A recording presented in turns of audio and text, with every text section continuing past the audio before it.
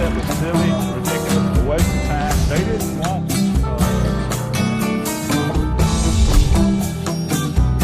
That's why they were so successful. That's why they got away. I'm surprised they didn't go bigger, but they're funny. I made a living in it. Very dangerous. This is really an integrated blue society. Dianne Andrews in black and white.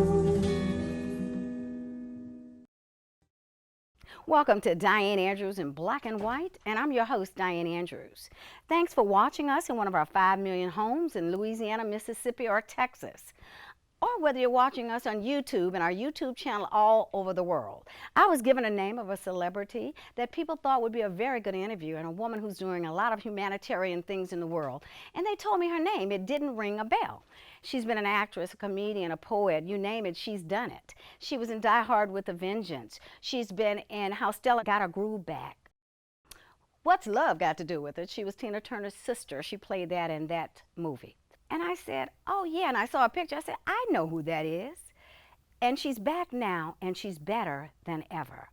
I will give you a hint. Her middle name is Yvonne. So we're going to take a little break, and you go Google her if you don't know who she is by now. Come on back to Dianne Andrews in Black and White with our celebrity guest. Oh my God, are you Dianne Andrews? Yes, I am. Hi, I'm Donald.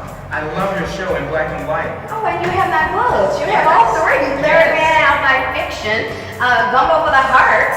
We have 25 individuals. Oh my God, you have the latest one. I just put this out a month ago. Yes. Thank you so much.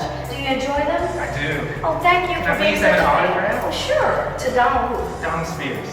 Okay, Donald. Thank you. Thank you so much for keep on watching Dianne Andrews in Black and White. Yvonne, what do you think of this? Isn't that the ring Clark gave you in high school? Mm-hmm. I thought it might make him feel good if I were to wear it. You know, we have never actually broke up. Becky, why don't you put on your cheerleading outfit and go all the way back? I know it's silly. It's just that when I'm with Clark, I feel like I'm 18. Ooh, can I borrow him for one night? I want to feel 18 again. Baby, you gonna need to book a whole month then. Greetings, fellow citizens. Welcome back to Dianne Andrews in Black and White. And as you can see, sitting next to me, if you didn't Google her, you see who she is, or if you knew after I gave you the hint, the middle name Yvonne, is Phyllis Yvonne Stickney. I am so pleased to have her, not just the breadth of her entertainment work, but the humanitarian causes that she's worked on that we're going to touch on a little bit today. But being back the 25th anniversary of Essence magazine, yes, there were only 200 African American women named who have changed our world, yes, and you were one. Tell us, how did that feel? It was an honor. It was a surprise because no one knew that was being done, yeah, and so when it came out, when they called me to come and do the photo shooting for the photographs, layout. The layout. Thank you. I was surprised. I was honored, humbled, because it was such 200 African American women, right, who changed the world, right, and it was the comedy. It was my humor. Right. It was through the humor and how I try to utilize it as a messenger and as a healing agent, if you will. So it was exciting, but not as exciting as it is the more mature I become. Right. Then it was exciting because it was Essence. We know that was a premier magazine for women of color. Right. And to be included, always to be recognized, is an honor and special. But because with people like Oprah Winfrey were in that, yes, and Maya Angelou, yes, Holly Berry's in there, yes, I think. It's a beautiful, beautiful women. It's a beautiful layout. In fact, I have the book on my dining room table, on my table at home. And you also, you know, we mentioned some of the movies you've done, some of the sitcoms you've been in, but also you took a 10-year sabbatical to work on a marriage and to try to have a child. Yeah, I thought I was going to have a normal life. Yeah. You know, at some point you want a normal life, or what you think is normal. Right. And so I met a man that actually worked as an acrobat. He didn't speak English, was not his first language, and so our connection was something that I thought was very spiritual, right, because it was based on just that attraction and just communicating and wanting to communicate. He had no idea who I was or what I did, and I'd been a meal ticket in a couple of situations, so I didn't want to be a meal ticket. That can happen to successful women. And so, yeah, I took a moment to try and just see what that was, what love was, what being a wife as opposed to being the professional person. Right. He was also an artist, and so I supported his career for a while. That took me away from my career, and when I realized that I was a little too far and I still had work that was left for me to do, so I came back and began to write. I did a couple of things in addition to that, but writing was what really kept me involved, kept me active, and kept me able to have a commentary about things that I knew people really didn't know and that might be curious about. Because I've always done live shows, even though I wasn't always in film or always in television. Throughout those 10 years, I still found a way to do my live performances, which was my voice, and from a writer's workshop that I produced in Harlem, and that kept me writing. And so I looked up and I had written 2 books, pretty much. Both of them were nonfiction, and then 2 fiction. And one of them dealt with screenplays on the way, or I've always written screenplays. I'm a writer. I say ideas are us. Yes. You know, my brother is also an artist. Timothy is his name. Timothy Yes. Stickney. He was on One Life to Live for 13 years playing R.J. Gannon. Right. But he's an amazing writer as well. Were your parents in the arts? Is that at where all. this came from? Not at all. My father was the humanitarian. Yeah. Why YMCA? I thought maybe your mother. YMCA. No, arts. mother, homemaker, brilliant mind, the one that kept the books right, so that you know, even though we never felt that we were poor, underprivileged. Well, we weren't. We were often the only ones. We lived in the suburbs. So my experience was a lot different than a lot of my peers. I actually, at that time, we had 2-parent homes. Right. So I grew up in a 2-parent home. My parents are my parents. All my sisters and brothers have the same mother and father. Right. I didn't realize how unique that was. Yes. And even getting more unique today. And getting more unique today. And that's my humanitarian work. The sabbatical for me gave me an opportunity to talk about things that people, there was once a woman in San Diego, actually, Lisa Nichols had an event. I was invited. It was a global leadership conference. And at that conference, there was a young woman who wanted to know where I'd been and what I'd done for those years that they hadn't seen me on camera. Right. I took a sabbatical because of a personal experience and someone in my life that really would not let me have my life, would not let me be independent in my life. And I often say it was like being a hostage in my own life, because I had done my television, my film, my stage, my comedy, and was ready to take my place. And then this personal, it was almost, it was an obsession. And I didn't know exactly how to navigate. So I just sat down rather than being asked to leave. But I wrote about it. After this young woman came to me and said, you know, there are 225 pages of people having a conversation that you don't want to have. Maybe you should tell your story. And when I realized that that was the truth, I started writing about it and realized that people like Denzel Washington were associates and people that I worked with, and kind of even before the film, we all came from the Black theater experience. Because you worked in New York first when you left the University of Delaware, where you were teaching drama. Is that correct? Yes, through a CETA program. Those of us who are of a certain age remember the CETA programs. And as a result, I was able to be an associate in the drama department. And that was sort of what fueled me to take a chance and go to New York. And so one night, I found myself hiding in the bathroom on the Amtrak train and ended up in New York. I met Ed Bullins, who was conducting a writer's workshop. Writing was always a vehicle for me, even as a young girl. It was my way to tell it to the page. I'd talk about whatever my issues were. And I wasn't comfortable enough to... Did you show that? Was it a diary, or was it something you showed to other people, your writing? No, it was nothing that I showed. It was something that I shared really with myself. It really wasn't something I was ready to share. But the writing of this book was because it's called Invisible Celebrity. Yeah, tell us about that. And we want you to read a few minutes from that book today before we close this out. Is that good? Yes. Okay. I'll try to sort of, or give you the backdrop. Yeah. I really decided, because I thought it was too painful to just go through the day by day, the chronological order. Yeah. So one day after this experience in San Diego, I just picked up the computer and I started telling the story. And the first thing that came was I was not sad when he died. I was finally relieved that I didn't have to worry about... Now, this is not the ex-husband. This is someone else. Right, this is someone else. Oh, okay. All right. This is someone else. Okay. This is someone who everyone thought I was married to because of his presence, and looming presence in my life, but we were never married. And that created a lot of issues for me. A lot of issues because of his political stance, because of his social stance.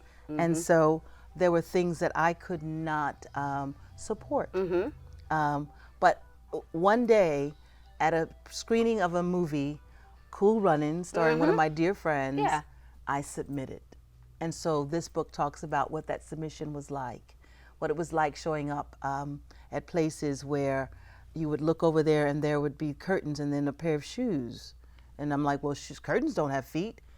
He'd be standing in the curtains. Or going to the Apollo one evening. Now, you were almost the first Apollo. I was. Before Sinbad, Before weren't Sinbad, before Kim Coles, before all of them. I really was largely responsible for selling it to network television, the show itself. Comedy has always been, is it your first love in entertainment, or? It's just who my parents and my sisters and brothers live with.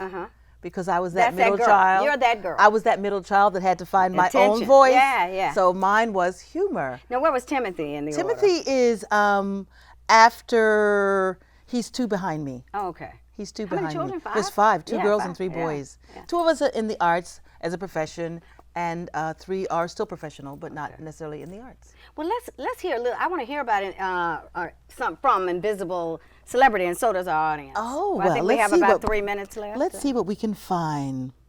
Let's see. I knew very well as a child my family moved to an average of every 2 years because of my father's work with the YMCA.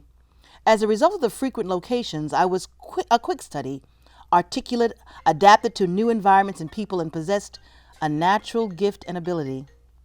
I'd never received reviews for any of my performance, even as early as 1981, but I had promise. If all else failed, I did have a plan B.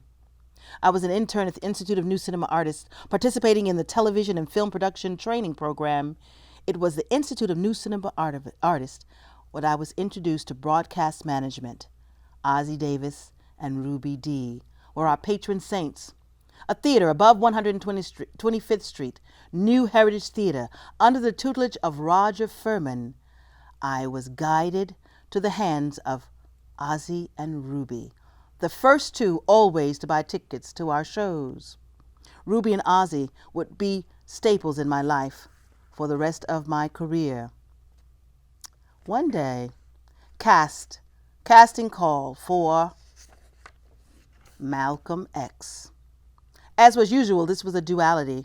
Not only would I interview or audition for Honey, I would also interview for the role of Betty Shabazz. It was me and Angela Bassett once again. She or I would be Betty Shabazz. Well, as history now stands, I was Honey, the cocktail waitress that we meet Malcolm through the eyes of Honey.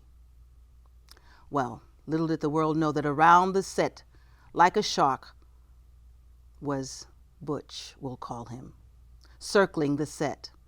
He wanted to be on the set more than he wanted to be anywhere. And for me, there was nothing worse than him coming to the set, marrying 2 worlds. Now, this is the person that you talked about, the shoes under the curtains. Was he violent with you? Sexual harassment, all of the Oh, well, you know, sexual violence? It was just intimidation? Intimidation. Okay. And I always say, I say it now laughingly, I'm not a punk. So it wasn't, I didn't take any beatings, but it was just the fact that here I was before the world. Here I was, one of the 200 African-American women who changed the world. Here I was, Arkansas Hall of Fame. Hall of Famer, and I could not navigate this person out of my life. Do you think it was a test from spirituality? Oh yes. What has come from that experience, not only the writing that came from that experience, but the strength that came from that experience, the clarity that came from that experience. Because I had to, in front of everybody, things were going on. Right. There was I tell in the book, the night that I was on the radio and he proposed, knowing that I wasn't going to say yes because I'd spoken to him for hours prior to that. but getting on national radio and proposing anyway, thinking that what was going to happen. So it was very challenging because He played mind games, a lot of them. a lot of them. Yeah. But here I was trying to navigate through Hollywood on its own terms, and then having this person who would make it more difficult. But there were wonderful times. There were people like Malik Yoba that I talk about in the book, friends that, Tommy Davidson, who that night was harassed by this individual, let's say, Tiny Lister, people who now I can tell them what was going on, why I just sort of disappeared, or why, you know, I would always say, oh, please ask this gentleman before I would embrace or whatever. But well, you mentioned Angela Bassett, and you went up, and we're going to have to close it off after that, but you were in 2 movies that I know of with her, 3 really, Malcolm, How Stella Got a Groove, but were you always going against the lead, for the lead part, usually? Most of the time, it was Whoopi and Phyllis for Ghost. I was up for the role of Ghost. Oh, wow. I was up for the role of Delilah. I love Ghost, yeah. And, you know, it would often, I would be cast, and then I would get a call maybe a month later and going, I've got some news for you, Phyllis. I go, well, what's the news? Whoopi wants to play the role of so-and-so. So Whoopi had first. Yeah, at that time. Yeah. But we're back. We're back. And the name of this show is Back and Better Than Ever. That's right. Phyllis Stickney is Back and Better Than Ever is the name of this show. Thank you so much. Thank you so much. And I really believe you're better than ever, and you'll be bigger than ever, because you were a big one, and you still are. Thank you. Thank you very much, Phyllis Stickney. Thank you.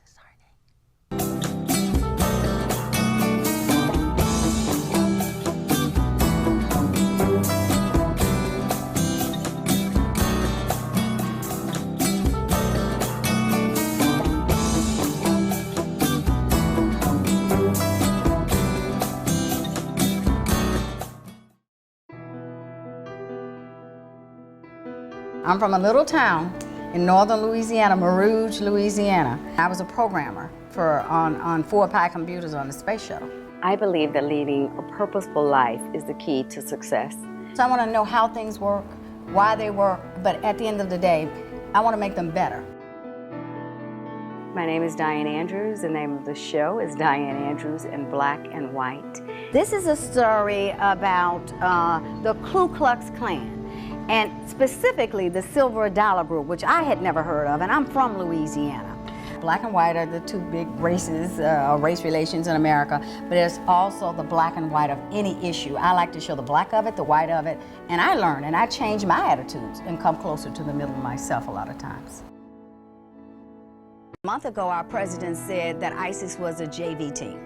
And I think the JV team that just killed people in Canada, and the JV team that is causing a lot of other things to go on, which was 800 people when we left Iraq, is now 80,000 people in 3 years. I've been doing the show 2.5 years. I've done almost 90 episodes.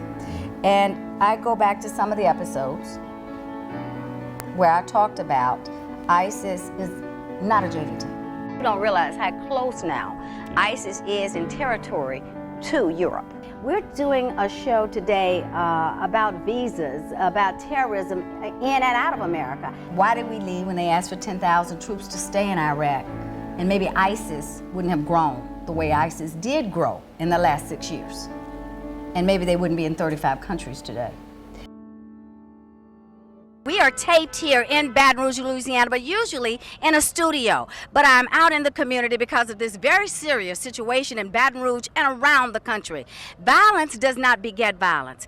Alton Sterling, a man who was here at Triple S convenience store owned by Abdullah Muflai, was shot down and killed by 2 Baton Rouge police officers. Now, I'm not saying who was right or wrong, but I'm just saying what happened in this situation. I think there are bad apples in every line of work, in every industry, but we have to take everything as a case-by-case basis. People are not born to be prejudiced or to think they're better, whether it's a white slave owner or whether it's an ISIS lord. You're going to see on the screen today something called the caste system. Now, I see a lot of similarities in the caste system from India versus how blacks were treated after slavery. As you all probably know, last year there were over 1,000 murders by policemen in America. 258 were black. 570 were white men. And those are figures that a lot of black people are not aware of. 8,000 blacks were killed by each other. So do you all plan to get out into the community and help in the black? I say Black Lives Matter. All lives matter, but Black Lives better matter first to black people. This guy, Eric Garner, who is not dead, helped break up. And I know that he did not comply when they told him they were arresting him for selling Lucy cigarettes, which even Bill O'Reilly said is a stupid law, but I know police have to abide by the law, and so should citizens. But I think it was police brutality, the way they held his head down, and when he said, I can't breathe, not letting him up. I do shows on the Klan, and I've tried to get David Duke to come on my show. I think that the more people, left and right, yin and yang, come to the middle, the more and the better the society will be. My father was an agnostic. My mother was a Baptist at first, then Pentecostal. My neighbor to the left was Seventh-day Adventist. Who ever heard of Seventh-day Adventists, right? But I didn't know. I used to go over there and go to church on Saturdays. I didn't think it was anything strange. The neighbor to the right was Catholic, so those children would go to school with their little uniforms on. On the other side of them was an atheist. And on the other side of that person was Jehovah's Witness, and then was a Baptist church. So I grew up around every religion within 10 homes in a little bitty town called Marouge, Louisiana. So I think that gave me a perspective of tolerance. There are 2.2 billion Christians. There are 1.7 billion Muslims. That's why when somebody says something about Muslims being terrorists, I don't think they're talking about 1.7 billion people who are all terrorists.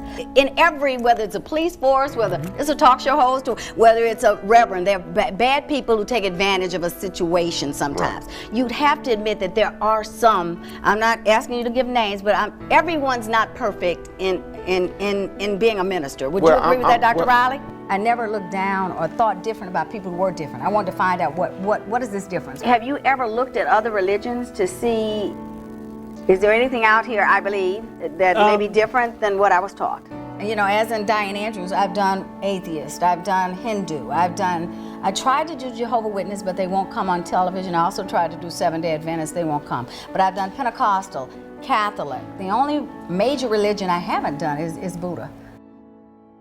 I believe everyone should love this country. It is the greatest in the world.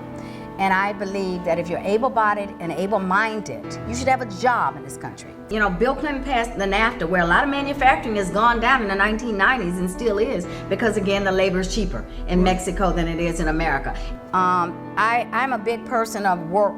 Get paid for what you do, whether you're black, white, Hispanic, woman, or man. Gaddafi was killed in 2011 in Benghazi in Libya. And in 2012 was when the Benghazi incident happened, September 2012. Now, do I like everything anybody says or that Donald Trump says or everything he's done? The answer is no.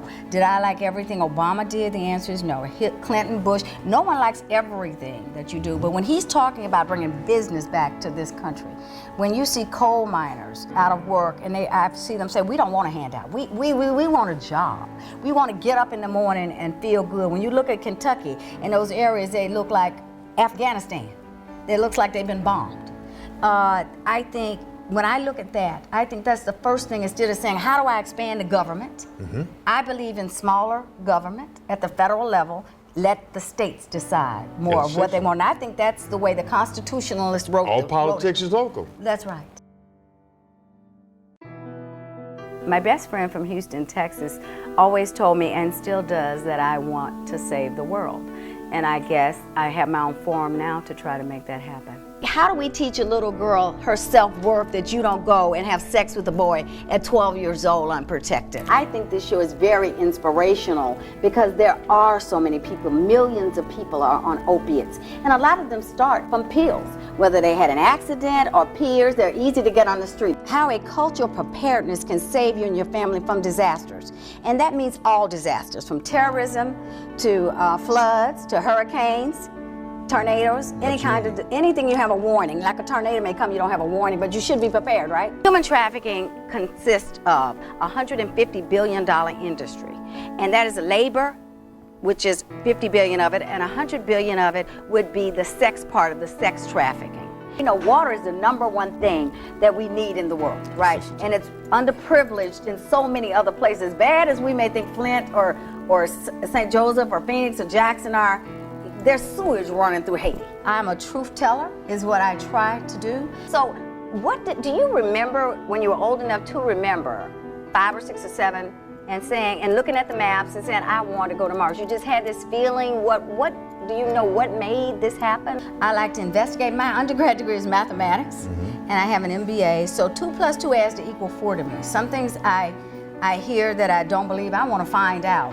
Zika in 1947 was first discovered or seen or heard of and named after the Zika forest in Uganda, Africa, in 1947. Then it was dormant for many years and then reemerged in South Pacific. Now it is called a pandemic, which means it's spreading around the world. I saw this as a little girl growing up in a little town, Rouge, Louisiana. And they said if everyone lit just one little candle, what a bright world this would be. You can imagine the illumination, and what that's not, it's not just the light of the candle. It's about opening your heart. It's about helping other people, because the more you help, the more you give. I heard Anderson Cooper talk one time. You know, he's been to Congo. He travels all over trying to make the world better, but and I guess he was a little depressed. His brother had committed suicide. He said, what have I really done to help the world? So hopefully if I change one person, I help one person, I've helped change the world. When I look at everything that I have learned myself, and that's another thing I like about the show, I learn. I see some things that I could have done better. I see some things that I learn about the world and about how other people are affected by various situations. So it makes me better. I majored in mathematics, undergrad up at Southern University, and I'm in pure math. I've got, 7 courses of calculus. I've got 90 hours of mathematics. And I was a programmer on 4-pi computers on the space shuttle. My mother was the strongest person I've ever met. She was more resilient than her doctor said than any patient he ever had. When I was in freshman in college, my mother got hit by a car walking down the street about a month and a half after my father died. So that was a lot for a person to take. And when I walked into her room, the first thing she told me was, Dianne, go back to college, I'm okay. My mother and father, especially my mother, always made me know that I could do anything that I wanted to do. So that's where I get my strength from. I've always had the desire and the determination to fulfill what my dreams were. I've written 2 books. I do motivational calendars. Every year I've written 500 motivational quotes. And my favorite is, happiness is, after everything you've tried, finding a place where there's love inside. Because at the end, that's what we're all looking for, is love. Dianne Andrews in Black and White is a ministry for me. It is a passion to help the world. But at the end of the day, you make the decision on what your belief will be. It may not change what you believe in, but hopefully it shows you a different point of view.